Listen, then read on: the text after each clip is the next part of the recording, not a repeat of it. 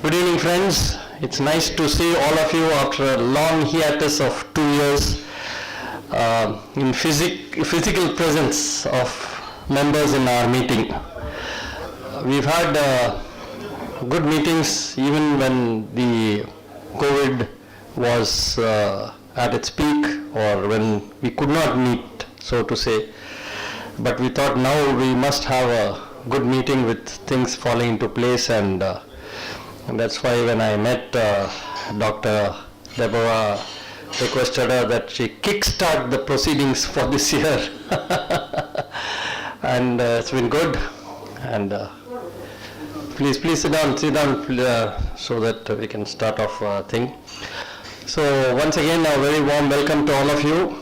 And we have an interesting talk and a presentation by Dr. Tyagarajan, and I'm sure all of you will go back with a new perspective of what heritage is all about and what DakshinaChitra is all about. How many of you have been to DakshinaChitra, the students? How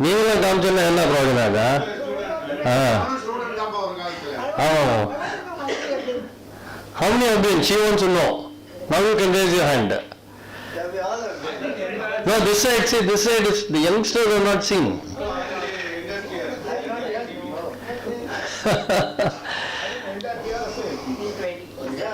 Yeah. PRSI trip in 2007. I mean, that's history now. You will see what matters is these people should go, not us. She doesn't want us. So, okay. I would like to say that, see, it's all about how media is helping or not helping heritage. Yesterday, how many of you all saw the bulldozer rally? I didn't see.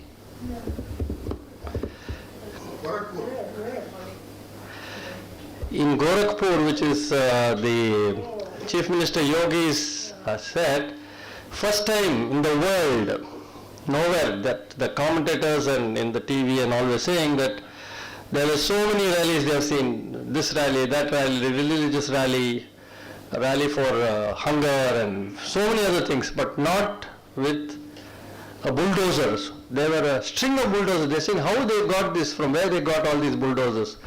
Almost 15, 20 bulldozers, and they're sitting on that, and the rally goes on. And it goes up and down like the, you sit in the exhibitions and the, giant wheel, So that was amazing. So, it's always a tough situation for anybody, particularly in heritage and all, because somehow newspapers across the world, it's not here alone, the political framework takes much of the space. It's not that they are not interested, but I think that's what makes the paper sell, so they are there. But let me formally again welcome Dr. Tyagarajan, Deborah Tyagarajan, and please request you to come forward and take your seat. So once again, a very warm welcome, and I'll start with a few quotes on heritage before I hand over the proceedings to Dr. Tyagarajan. Some interesting quotes which I saw. Our heritage talks about the roots of our nation.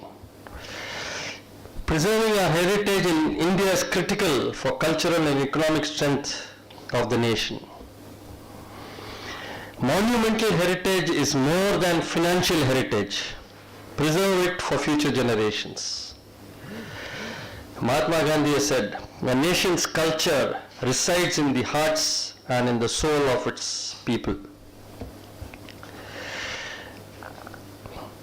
We have somebody who says, a people without the knowledge of their past history, very important for all of you.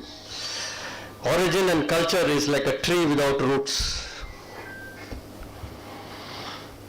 And finally, Steve Berry says, a concerted effort to preserve our heritage is a vital link to our cultural, educational, aesthetic, inspirational, and economic legacies.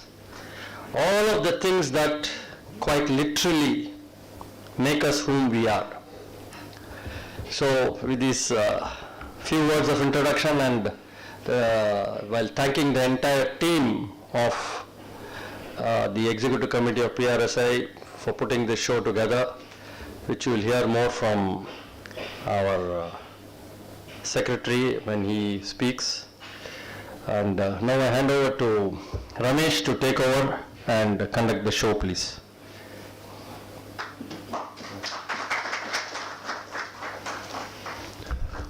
Thank you, Chairman. A warm welcome to the Speaker of the Day and PRSI members and students from Stella, Vaishnava and Wales University, MOP Vaishnava, Satyabhama. PRSI, for the benefit of young students, is about 50-year-old organization. All the communicators from the corporate media are part of this apex body. PRSI is spread over entire country, close to about 45 chapters, and every year there is an annual mela where all best of the speakers, experts from the industry converge, connect and share their wisdom. In short, this is all about PRSI, and I request all of you to be regular in the meeting so that you will get to know more about PRSI and benefit from this apex body. With this, I welcome Mr. Daniel to formally introduce the Speaker of the Day. Before that, with the bouquet. Yeah. Okay. Ma'am, may I request you to.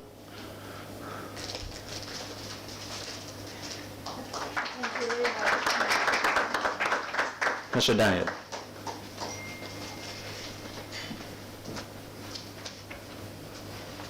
Thank you, Ramesh. Good evening, everyone.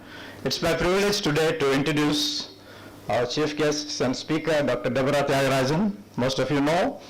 Anyway, I'll just read out a few things out of all her contribution in this field of heritage. And one thing I was just impressed was about the sort of academic qualification she has. I just also inquired how only you have done so much in this time. Well, I start with her position with Madras. She is the founder president of Madras Craft Foundation, honorary director DakshinaChitra Heritage Museum, also past director of DakshinaChitra Heritage Museum, which is an NGO effort to preserve, promote and showcase everyday arts, architecture and folk performing arts of South India from the 19th century to the present day. She was the convener and founder of the Tamil Nadu State Chapter for the Indian National Trust for Art and Cultural Heritage, which most of you know it as INTAC. In fact, she has been the convener and founder and also in charge for a period of 14 years from 1984 to 1998.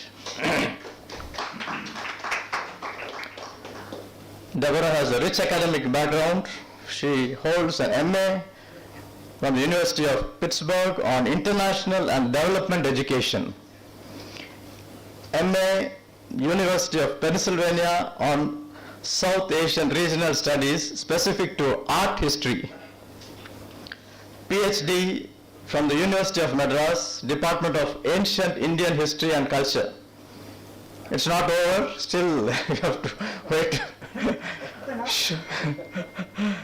1 year internship at University of Pennsylvania Museum of Archaeology and a few short-term courses on museum course at Smithsonian, Washington, Getty Foundation Leadership Program for Senior Museum Personnel, Japan Foundation Program, which is a 2-week seminar in Japan and various community museums for examining representations of genders and minorities.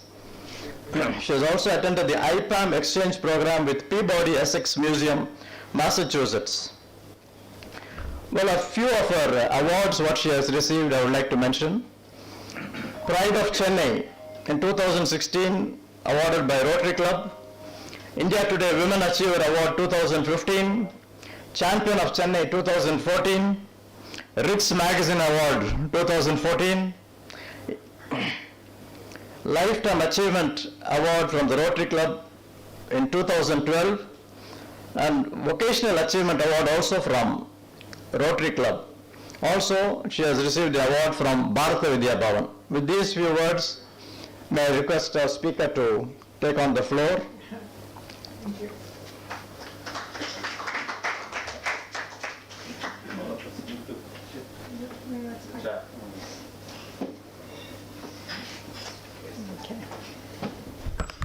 I was very happy to be here. Thank you, Satyan, for inviting me.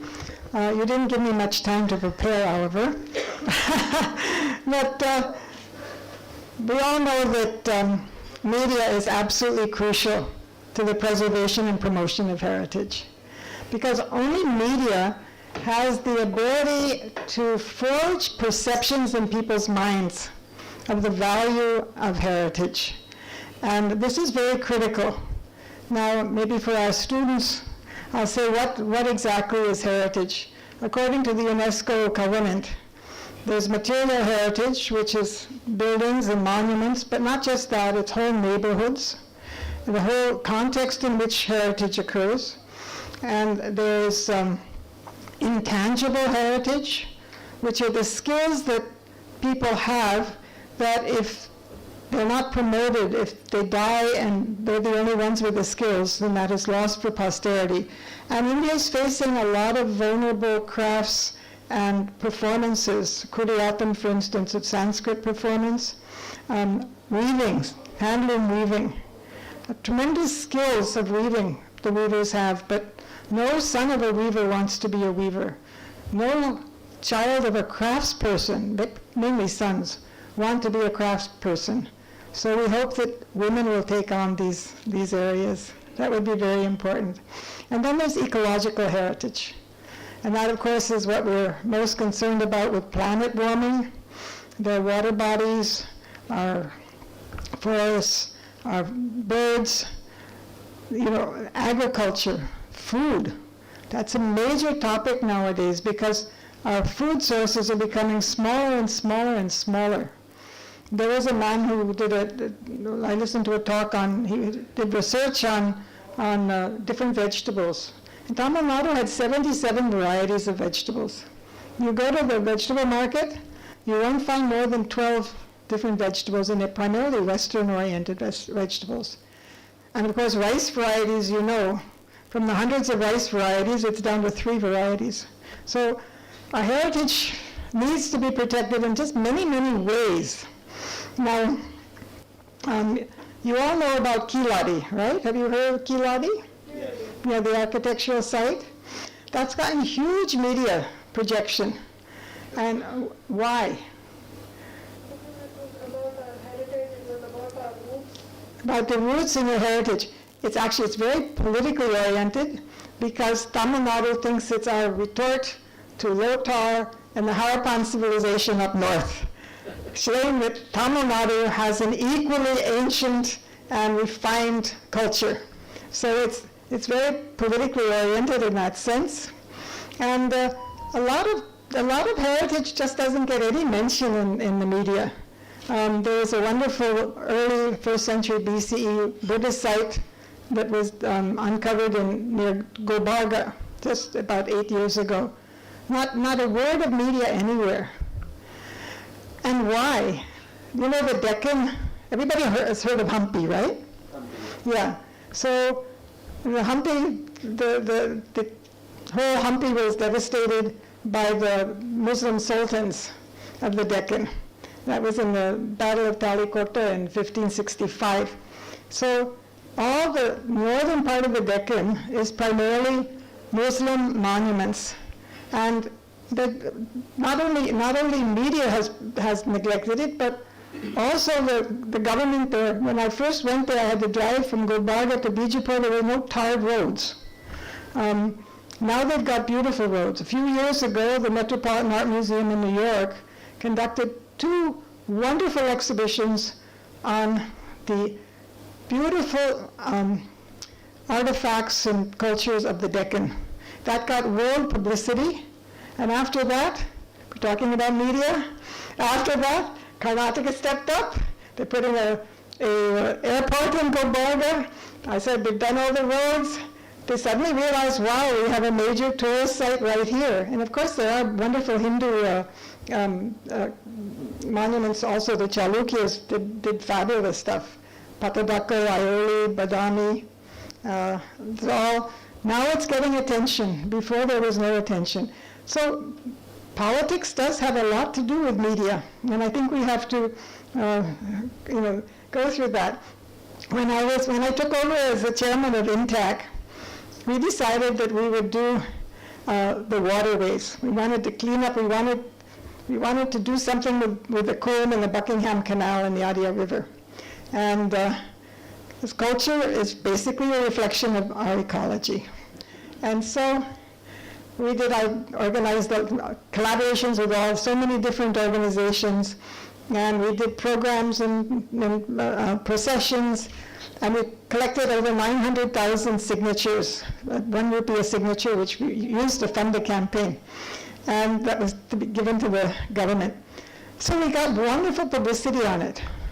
And then, after a while, all the publicity sort of died out. I was a little naive. You see, Rajiv Gandhi, when he was Prime Minister, he was the head of INTAC. And when he was no longer the Prime Minister of INTAC, who wanted to give much in the media for cleaning up the rivers, particularly after the AIADMK came in. So politics and media, as Satyan said, they have a nice relationship.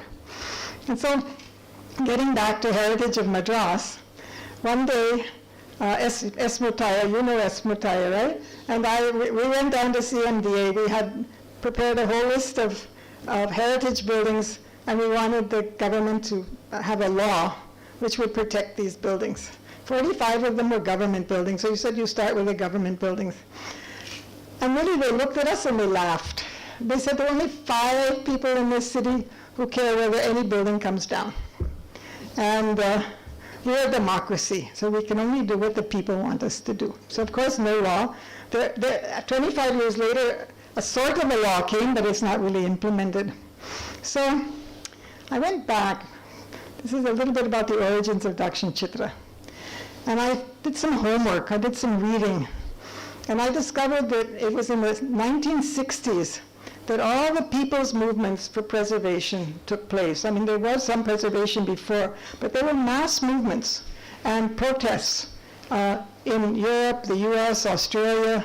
I don't know what happened in the East because I didn't study that. So then I realized you really do need a people's movement if people have to be interested in their heritage. And if they're not, nothing is going to happen.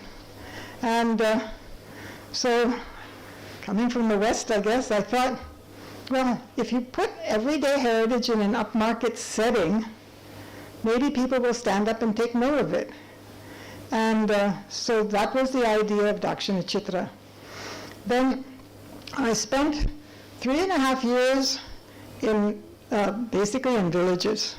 I worked in the Tamil Nadu Nutrition Project as an anthropologist, and I was also hired to evaluate the efficiency of the midday meals program throughout the state. And I've been here a long time, so this was in the 70s. and I was in villages every day. So I was in contact with masons, jewelers, weavers, all kinds of people, all women, and folk performing artists, everybody. So I spent my life basically for almost 3 years in villages. And that was, I would say, the most enlightening experience I've ever had. Because you really don't know India if you don't know rural India, truly. The creativity that we have today has actually come from rural India. It comes into the city. And this was in the 70s. There's still a lot of ambiguity coming out of colonialism. It takes time to set your mind, set from going from one culture to another. And there was a lot of disappointment in the artisans of the villages because they felt that they weren't appreciated. They felt that what does an artisan want? He wants dignity, he wants respect. That's even more important to him than a lot of money. But when I came back, when we moved to Madras, I was living in Coimbatore at the time. I felt that there had to be a platform for these artisans and the folk performing artists, and there should be something which will preserve all the aesthetics. There's a certain culture that's there in the village, and the architectural models that we have at DakshinaChitra, they represent the ecology of certain areas, and they're authentic houses. We buy them and we take them down and we reconstruct them. So anyway, creating an awareness and also understanding that heritage can disappear overnight within 50 years. And you see now in the villages, it's very hard to find, first of all, it's very hard to find a thatch house. You find mainly cement houses now. And in the other parts, like in Andhra Pradesh, very hard to find anything but a cement house. So, and of course, people do want to live well, so that's fine. But then something from the past should be there. So anyway, in 1984, I founded the society, the Madras Craft Foundation, and we didn't have any money, we didn't have any land, and we didn't have any collections. So a rather audacious idea to start a museum. We took until the end of 1990 for land. The state government finally gave us land, and then we could start to build. And we got a grant for over 10 years, from 1991 to 2001, 1.49 crores we got from the Development Commissioner Handicrafts. And I told them, I said, whatever you give me, I will match 2-to-1 by industry and the community. And I told the people I went to for fundraising, whatever you give me, I will match by 1 rupee from the government. And so that worked, and we raised, and not just me, we were a whole set of volunteers. And all of the volunteers raised money. I mean, I'll tell you, Madras was a wonderful community because all these men, these professional men, I was just telling someone, the senior engineer from L&T worked with us for 8 years. You know, a senior vice president from Metalbox who set in all our administration systems, a senior cost and chartered accountant who did all our accounts and set in our financial system. All these were volunteers, you know, and not that they were wealthy, but they just felt, okay, this is something we can do, and they were committed to culture, really. And so we had a lot of people helping us. And we opened in January 1997. This is our 25th anniversary. We've been around for 25 years, which is really quite a feat considered how we started. So together, as I said, we raised the money to put it up. And then we opened, and we made all these elaborate programs. This was the volunteers.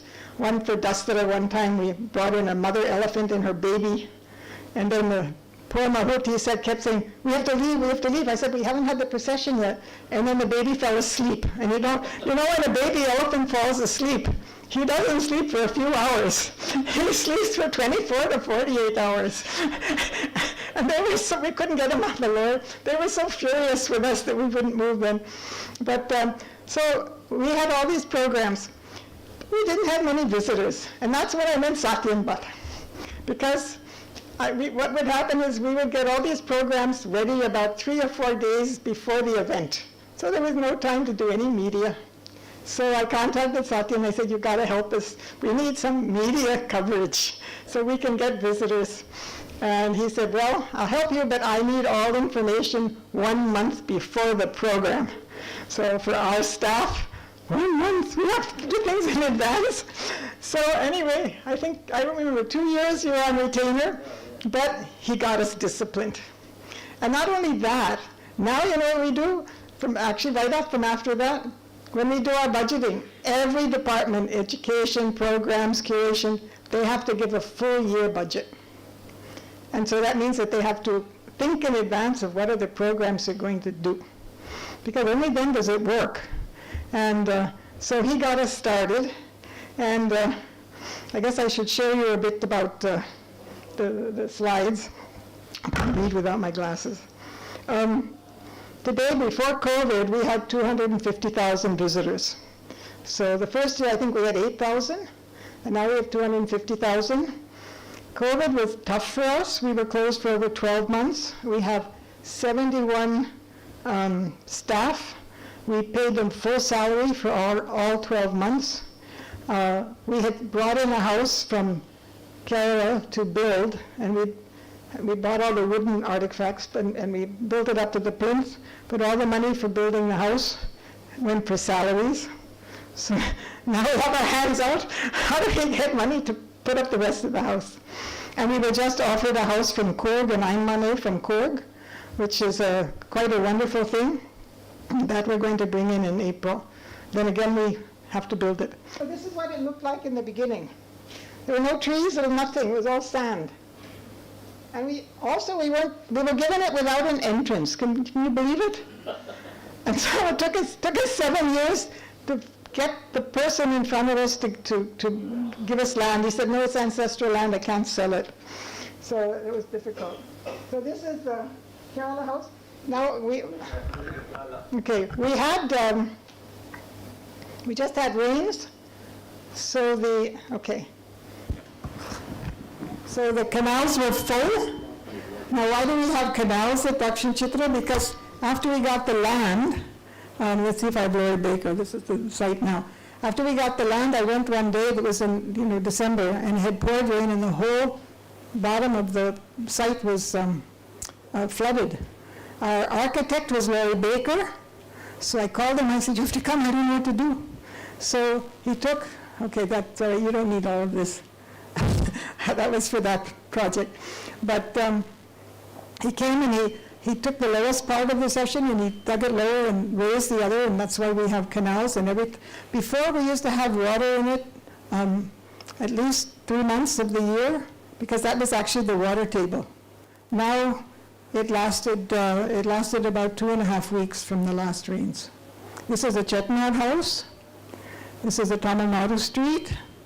So what we've done is we've tried to put the houses in the context in which they were. This is a Brahmin street you see on the left, and it was from Buttapandi, and from the Tinnavelli side.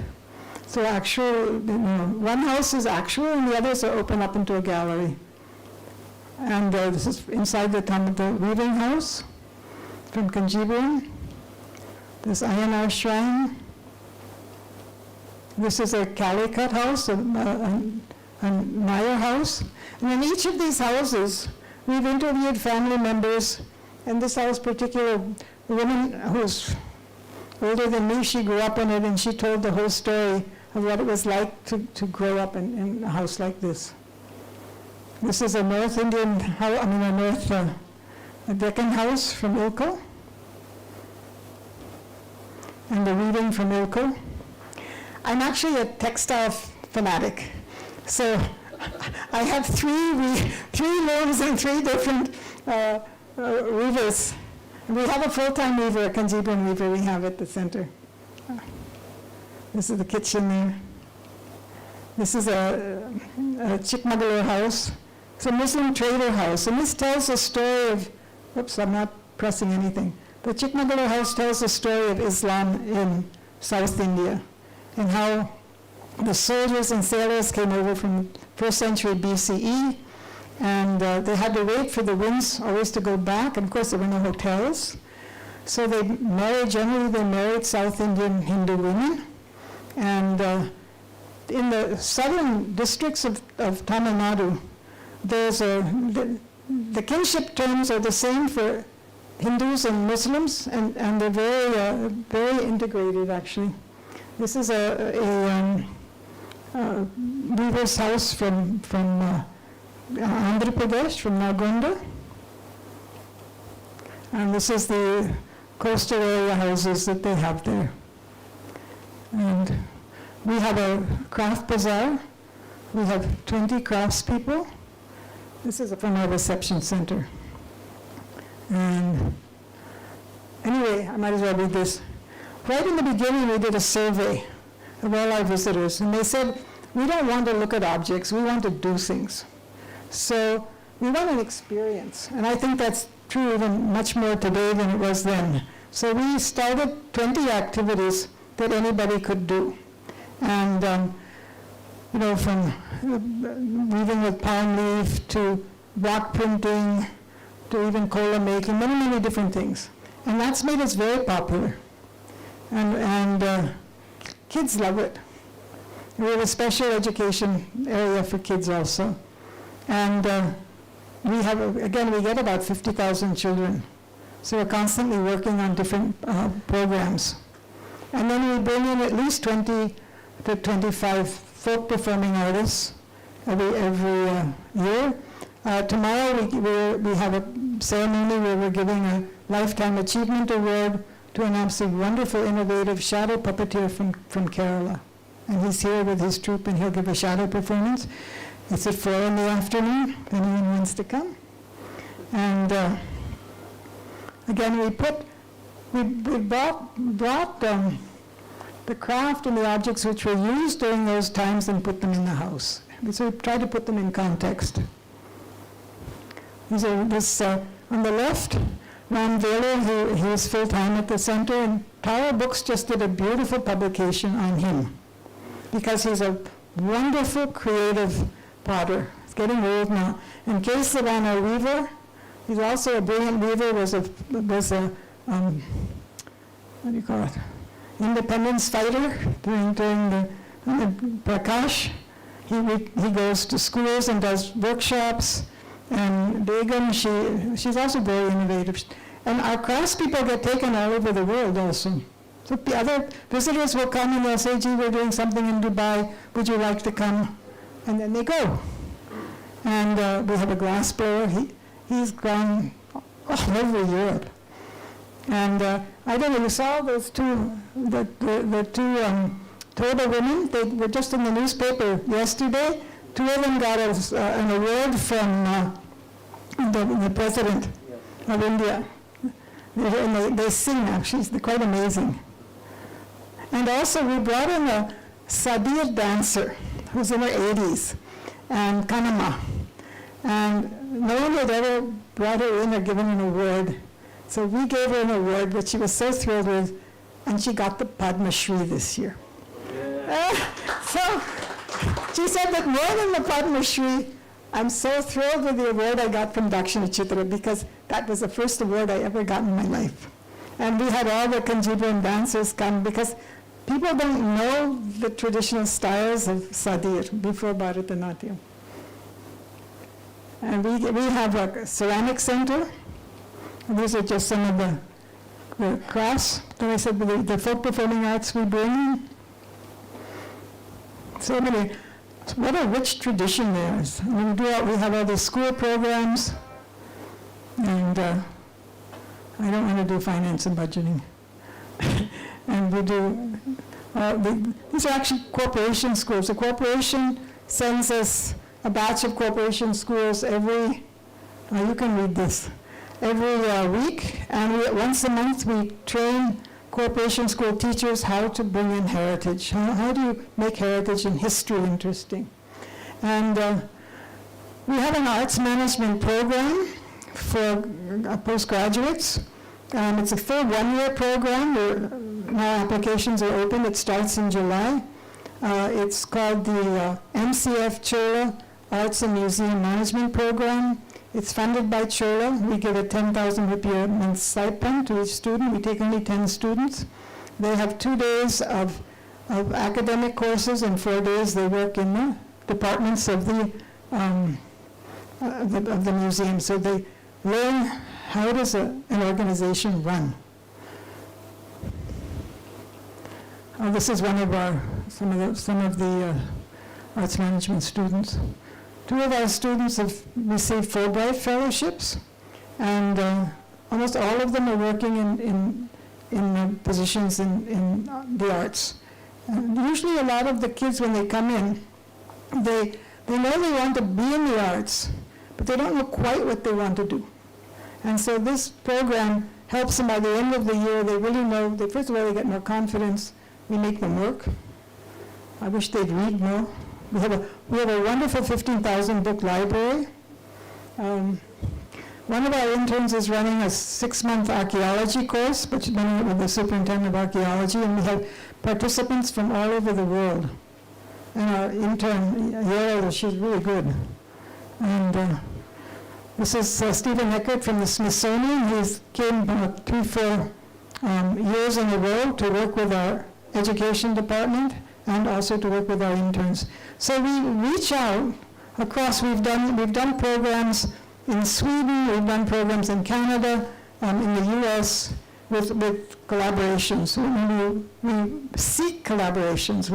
I think an organization like ours, the more collaborations we have, whether they're local, whether they're foreign, whatever they are, it enriches all of us. Is that it? Yeah, okay. So,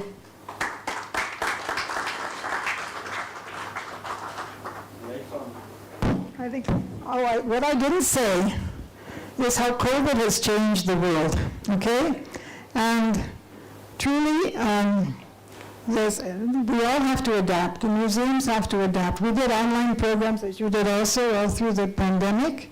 And we're looking at augmented reality, virtual reality, to see what is it we can do. The founder of the Kochi Biennale, Bose DakshinaChitra, he's going to do be the curator for our next exhibition. He's agreed to do it. And, it's a big challenge of what we can do and how we have to change. And people are changing very fast. Okay. Thank you.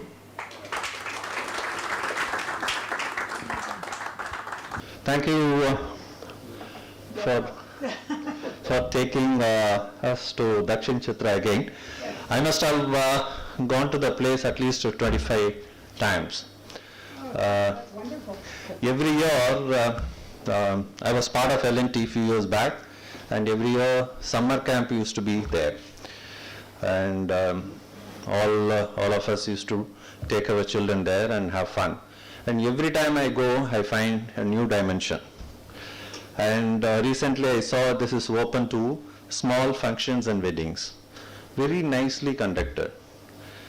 And now she says that AR and VR, combination of this with history and heritage, it will be a fabulous experience.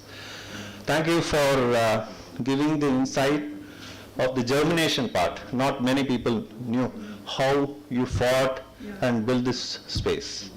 In spite of being there for 25 times, I never knew this fact. Thank you for that. And as a token of our love and affection, I request Mr. Krishnan, our past chairman, to present a memento, please. Thank you so much.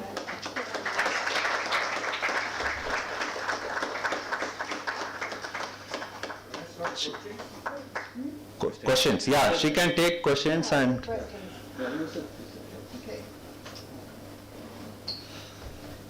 Good evening, Dr. Narayan Tirumurthy. How are you reaching the arm on me? Is it high strata oriented? No, How are you positioning it? No, not at all. Actually, our visitors are primarily middle class, and again, all the corporation schools, village schools are free.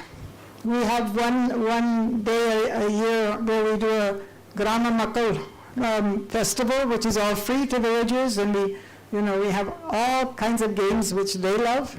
It's completely tailored to them, and we also have a special English program, which we teach people. It's a digital program with a screen, but it's 130 lessons. So we teach speaking English to villagers. We'd love to be able to use it for teachers, because teachers need it just as much as the kids, because those who teach English in a lot of the village schools don't know any English. And we'd like to reach out more with training. We did do training with folk performing art groups also. And as I said, we do See, we need grants for this. So actually the Murugappa group, I must say, has been very generous. And then we had some wonderful training for learning through the arts for village kids from Tirupur, from Kanatur, from Kovalam, and we had a session. We had 10 sessions per group every Saturday morning for 10 times, and then afternoon another group. The schools like the girls separately and the boys separately. So we have a separate group for boys and a separate group for girls. Yeah, no, we're surrounded by villages, so we really need to be inclusive. In fact, that's one of our goals, is to be inclusive. So, yes? Which heritage you feel being protected in Tamil Nadu? If the Chettinad house is being well protected? In Chettinad itself? I was married to a Chettiar. Unfortunately, he passed away. But you can only protect a Chettinad house if the family members want it protected. And like our family house, we just renovated it at a cost of 60 lakhs. So if you have 10 members and they don't want to pay for that, in fact, earlier on, one of my husband's cousins said, let's just pull it down. But you don't get any money, really, when you pull down a house. You get very little. And, because they're joint family houses. So, but one good thing has happened is that some of the families are leasing out their houses for hotels. And there's a wonderful hotel in Kariyapatti, which is near, no, not at Karakudi. I don't know how close, it's near Tirumayam. You know, there's a fort and there's a temple. No, it's Pudukkottai district, I think. Not sure. But anyway, there's a main road from Karakudi that goes to Pudukkottai. And those are the very wealthy houses. There were 4 sides to Chettinad: north, south, east, and west. And when I came long ago, first of all, the north would marry with the east, and the south with the west. But they wouldn't, all 4 wouldn't marry. So now all 4 marry. As of sometime in the 70s, they all started marrying. There are only 123,000 Chettiars all over the world. So they're not many. So they make a lot of galata for being so few. But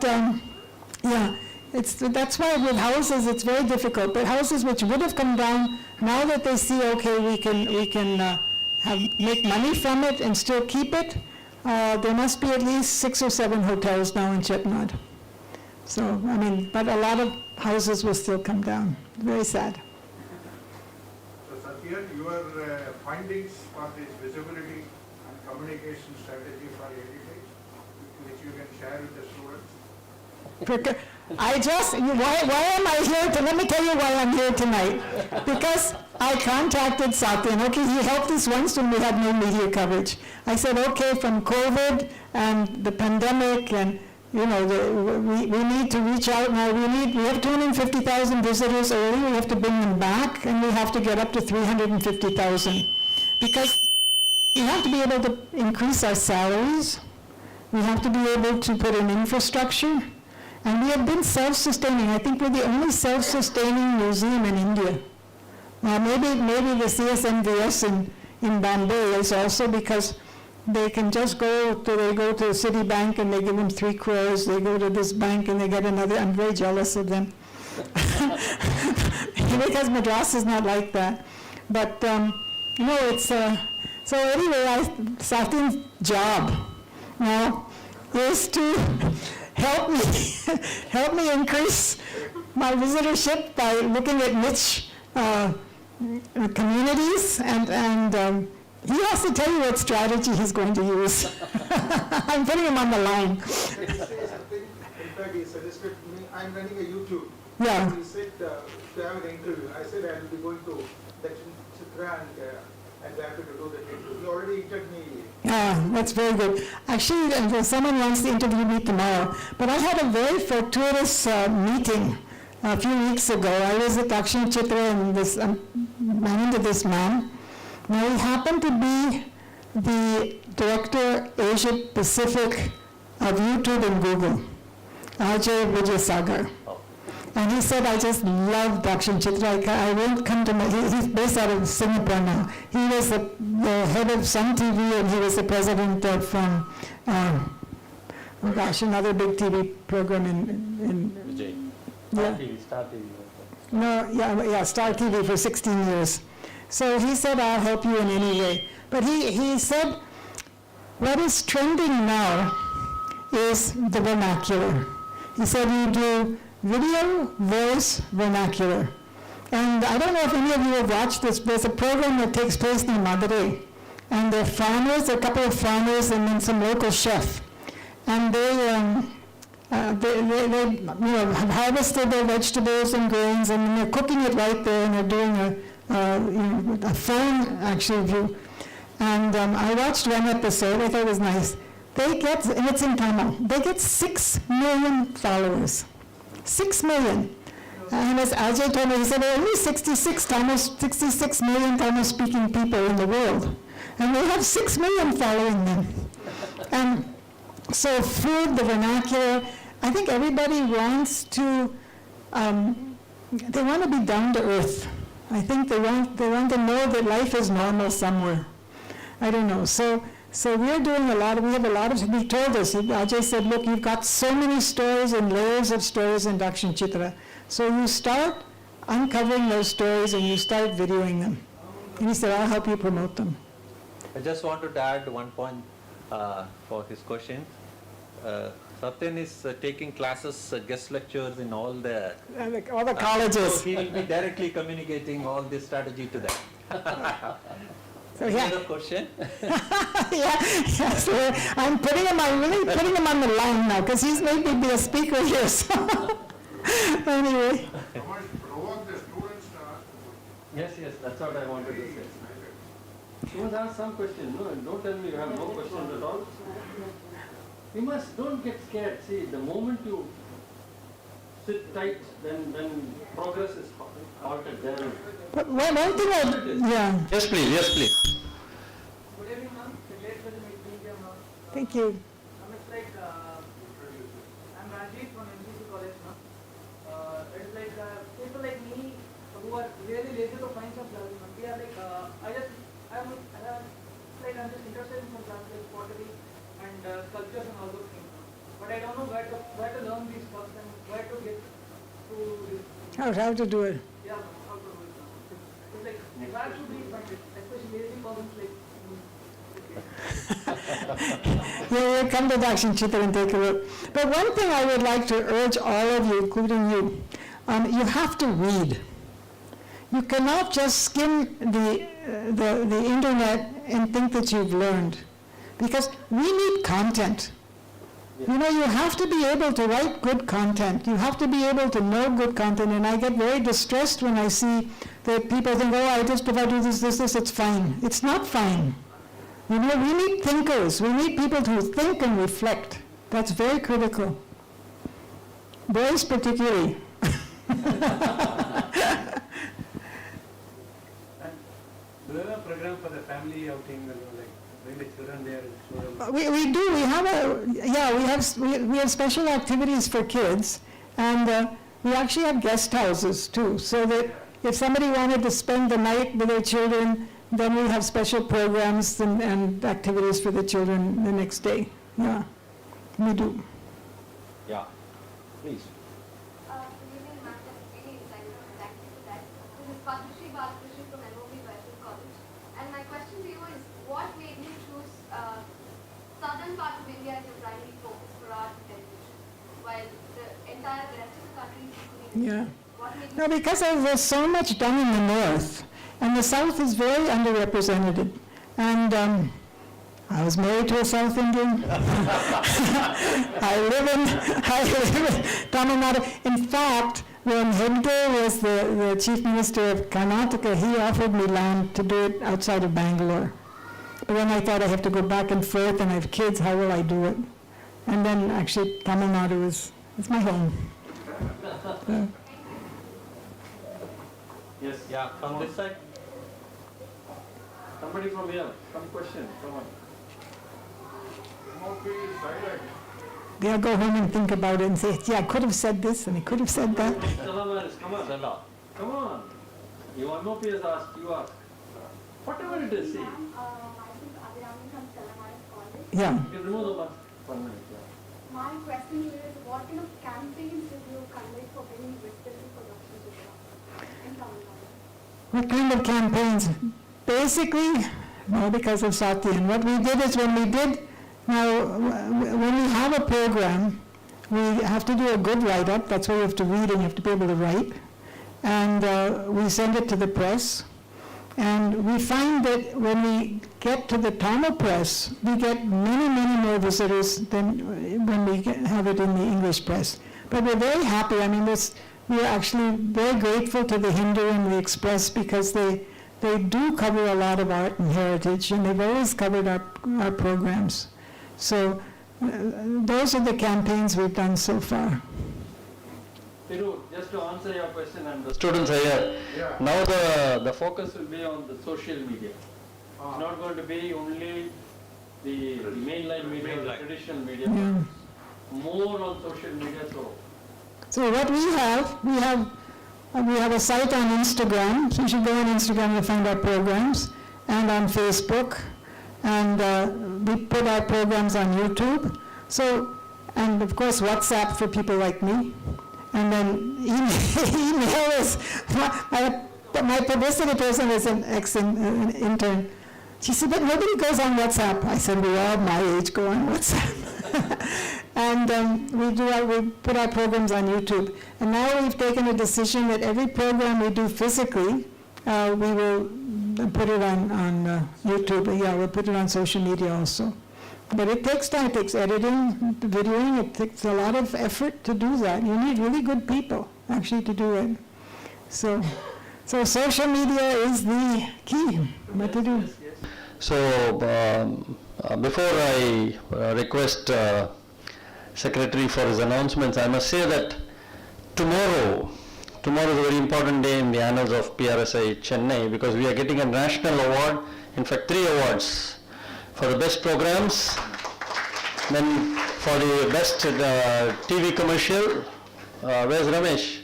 Ramesh, he is Not a TV commercial, a documentary film on export division of Indian Railways. Okay. Documentary film. Oh, wonderful. So congratulations. And then we have, since finance is very important, we have our treasurer get the best treasurer award, which is now it's become his, So yeah, so there's nobody there, and that's one. And then I wanted to also thank our past chairman Krishnan. Because of him, this YouTube is on, so you can also download it or use it wherever. All of you all can. It's there. Okay, great. And thank you, Krishnan, and also Abdul Kadir, who put all this together, quietly sitting down there. He's a typical PR man. See, they say in PR it's like sugar in the coffee or tea. You can only taste it, you can't see it. This is a perfect example of that. Yes, Chennai Petroleum, from Chennai Petroleum, and thanks to all the members for making this meeting such a marvelous meeting, and of course to the speaker. But the formal vote of thanks will come from Thiru, while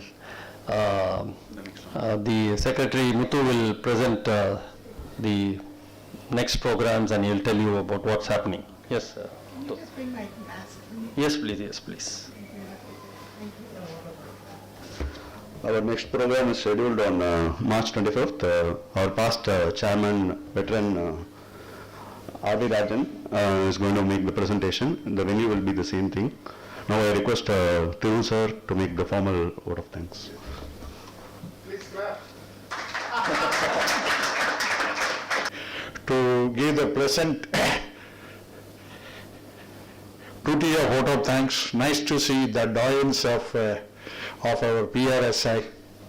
Dharan is there, our CPCL, Kadar answers, Danny is there. They're all veterans. The two young guys worth mentioning are this Balay Balu and that Satyabhama, Rajadi Raja. Very positive entrepreneurial members, and they are the future of PRSI. And Satya and others will have less worry down the line. And Madam DT, Achi, we can call, she spoke very aptly about the need for preserving the Deccan culture. Her stint as an intact chairman should have been very lively and useful. She has got the grasp of the real India, that is the villages.